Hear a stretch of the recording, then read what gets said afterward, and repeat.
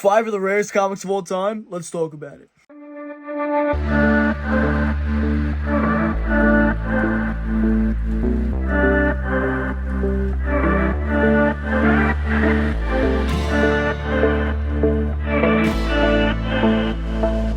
Don't forget to follow the IG, like, subscribe, all that fun stuff. We'll talk about more at the end, but we're going to jump into 5 of the rarest comics that I could think of. Is there other comics out there? Sure.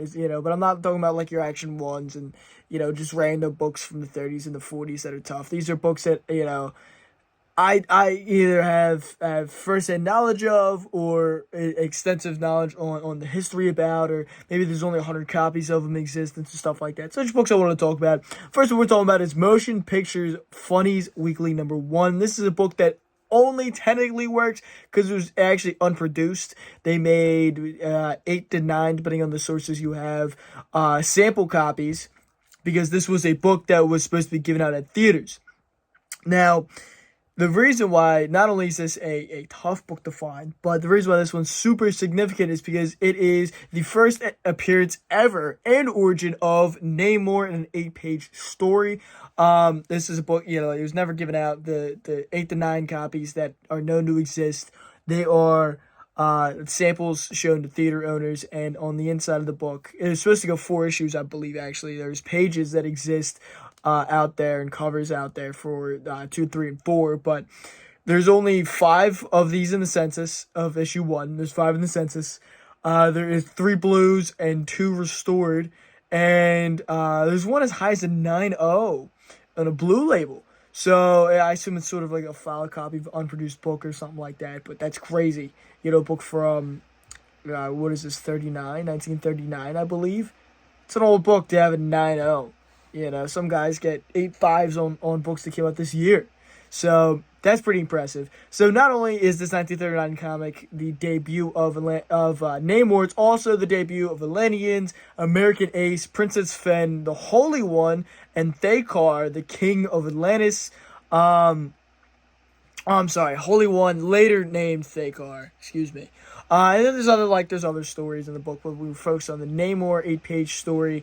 And like I said, proof sheets exist of issues 2, 3, and 4. William Blake Everett, or known as Bill Everett, would write, pencil, ink, and letter in the 8-page Namor story, basically, creating his character. It's such an infamous character, and not even for Marvel, not for Atlas, not for Timely, but it's interestingly enough, this book was put out under First Funnies.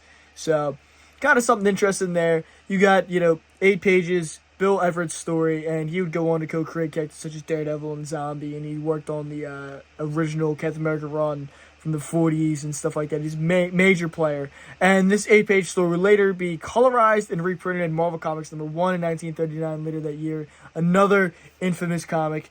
Of course, a rare book, but didn't, necessarily hit the list. And it was also reprinted in Invaders #20 in 1977. So this is just a cool book. Obviously a huge grail. The most recent sale I could even find was a Heritage auction in 2009, and this book went from 20 grand. So over 10 years ago, this book was going for 20 grand. So it's interesting to think about what it would even go for today if it came up in the auction, or if it would make it to auction before a big whale would scoop it up and land in a personal collection before it even hit online major auctions.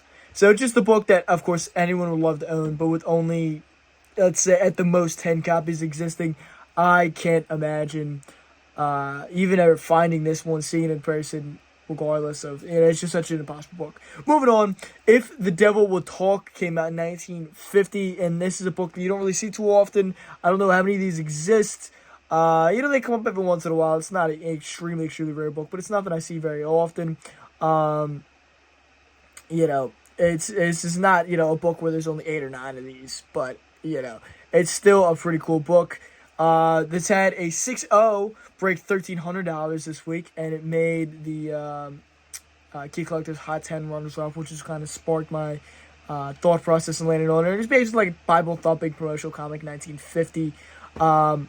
And do a little research on it. I found a high grade auction going back a couple years, and a 9.6, which is a mega grade for this book. It sold for over $3,000. So I mean, good luck finding this book at all, let alone a 9.6 copy. But it's just a cool book, something neat. I always thought the cover kind of caught my eye whenever I see it on lists like this. It is something I wanted to mention, just because, again, I think it's just neat. You probably won't see it out there, but if you do, maybe you'll pick it up. Who knows? Another book where you'll probably, like, I don't know if I'll even see a copy, in whether it's personal collection on Guy's wall, in back issue bins. Shock Illustrated number 3. This came out in 1956, and this really does, if we're going to talk about the history of EC publications, famous for their pre-code horror books, this book marks the death of EC publications. It's 1956, the death of EC horror is upon us. Shock Illustrated 3 doesn't even come out. With an estimated 250,000 print run, this would be cut down to 100 to 200 copies. After everything else would be destroyed. They did make it to print. They were destroyed because EC fell behind on their payments. EC were kind of going under. The Comics Code Authority was putting them out of business, and this would be the last printed EC horror book, last printed EC comic that was other than Mad Magazine's, pretty much ever. You can count the reprints later, like what was it, like the late 80s, early 90s when they started reprinting some of that EC stuff. But if we're talking about prime EC, this is the end. This is the end of an era. It's a huge book. One of the most prestige pre-code horror comics, even though it's right when the code came out, but if we're going to consider this a pre-code horror comic, this is one of those prestige ones. Again, only 1 to 200 estimated copies, known to still be out there. It hit some sort of a circulation. Just an absolute ghost of a book. And, it's just one that it's neat. You know what I mean? It's a neat thing, but it's nothing that I even expect to ever see in person, ever. Here's another one, ironically, off of the Hot 10 runner-up list. Vengeance of Vampirella number 1. Second print with that blue variant title. 9.6 just sold for almost $1,700. Be careful with this one. There's another aqua blue variant in the title. This is the royal blue version if you want to get down and dorky with it. But it's one of those books where if you find it in the dollar bin, hallelujah, you are one of the 100 Vampirella fans that have it. Good deal. Otherwise, you're probably not going to see this come up unless it's in an auction or, again, maybe it's at some big vendor's table who's got some rare stuff like that. But it's just not, these are all books you don't see super often. But it's worth knowing about because this is probably the only one on the list that you may have a chance of finding in those back issue bins. Maybe they just see it and they put $5 on it. Maybe they put $2 on it. Maybe it's in a dollar bin. This is definitely something that could be super overlooked and not thought of as a variant of sorts. So something to keep an eye out for. Worth knowing about. And to round off this list of just 5 books, here is the infamous Superman Bradman birthday comic from 1988, commissioned by English Property Tycoon for $18,000, or more like $46,000 today. It was commissioned for his son's 13th birthday, his bar mitzvah, and it was given out to the kids' friends in attendance. Imagine being the kid who shows up late and doesn't get a comic.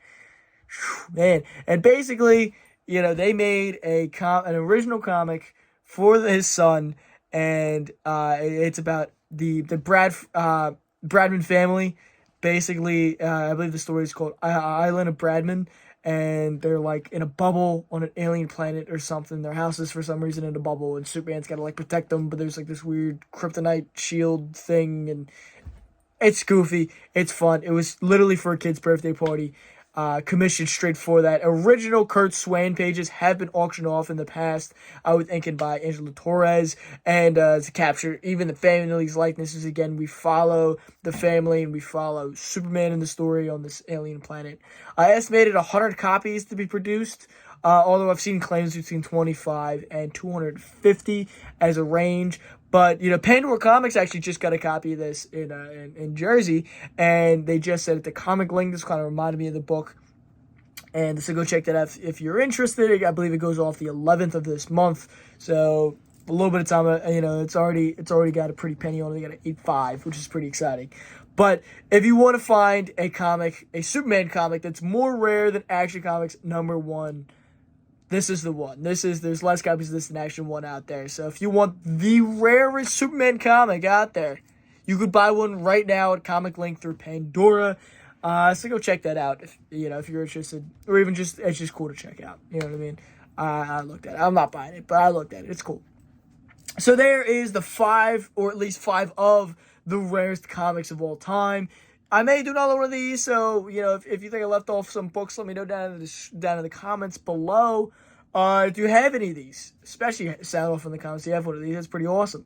So if you enjoyed, follow me here on Facebook and Instagram for more daily content. I put stuff up here every day through the shorts page. I put 1 or 2 videos out a week, depending on how my week's going. I got in October, a different horror movie review comes up every day, and I think probably some comic videos are gonna throw up throughout the month as well.